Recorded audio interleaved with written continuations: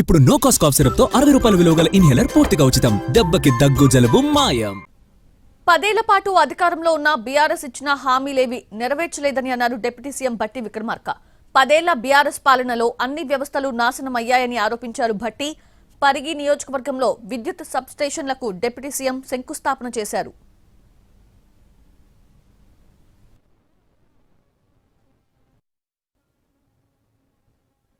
3 ఎకరాల భూమి ఇస్తా అన్నారు, ఇయ్యలే.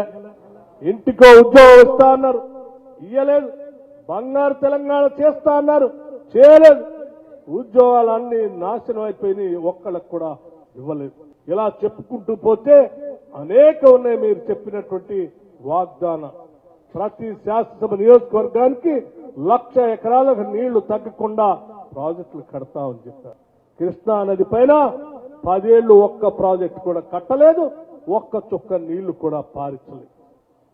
గోదావరి నది పైన కట్టక 1,00,000 కోట్లు పెట్టి కట్టినటువంటి కాళేశ్వరం ప్రాజెక్టు ఏమైందో మీరు చూశారు. మరి ఏందయ్యా మీరు చేసింది?